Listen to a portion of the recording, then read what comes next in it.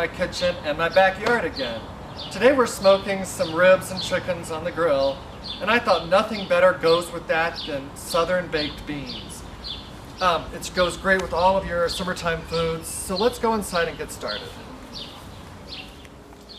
Southern baked beans, they are delicious and they go with so many different things. Today I'm actually pairing them up with some smoked ribs and some smoked chickens that I'm doing out on the smoker. And you can get those recipes on another episode here on YouTube. This episode is specifically dedicated to baked beans.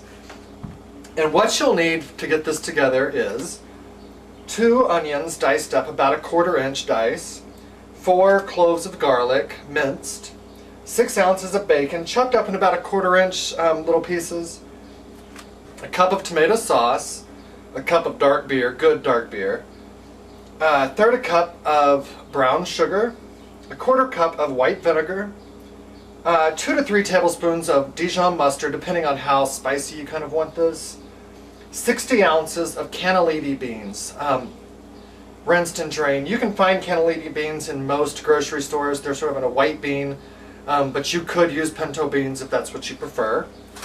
We're going to need 3 tablespoons of molasses, a teaspoon of salt, and a 1/2 teaspoon of black pepper. So let's get started. When you see how easy this is to come together, you'll make these baked beans, you'll take them to all your different functions and people are going to love them.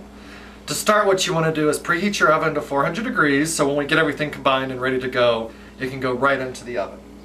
What you do first is take your 6 ounces of bacon that you've chopped up, put that into a hot pan, and this pan needs to be oven proof, something that can go from the stove to your oven.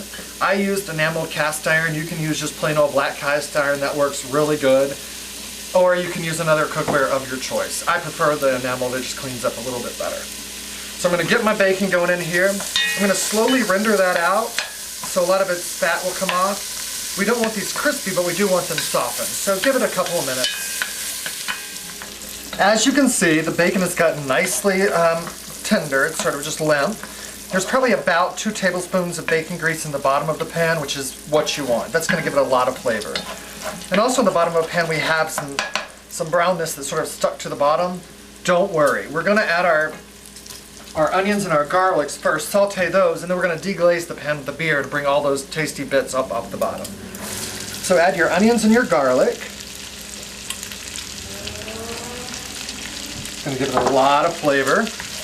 And sweetness. These onions will really get sweet as they start to cook down and saute.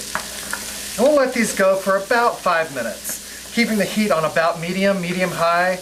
We don't want a lot of brown color to these, but we do want them nicely wilted. I've actually let these onions go about 7 minutes, kept stirring them in the meantime, occasionally, not constantly, until they're nicely wilted. That brings out a lot of the natural sweetness from those onions, which is going to be really nice. So I'm going to grab my dark beer, and we're essentially just going to deglaze this pan with about a cup of the beer. If you go over, that's fine. I don't really take the time to measure that. Just about a cup. And once the beer hits the pan, what you want to do is get your spoon in here, and it's best to use a wooden spoon, and just make sure you get these brown bits up off the bottom. That's called the fond, and that has a lot of flavor. At this point, after you've got your beer in there and scraped up the bottom, we just add the rest of the ingredients. It doesn't really matter what order you do this in, as long as everything gets into the pot. So, one thing you do want to put in last is the beans. So, you got everything added, so we're going to add our beans in last.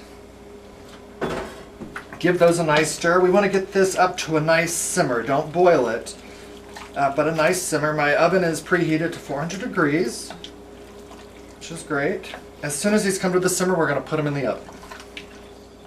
The beans have come to a simmer. Get those turned off, and into the oven they go. 45 minutes at 400 degrees, uncovered.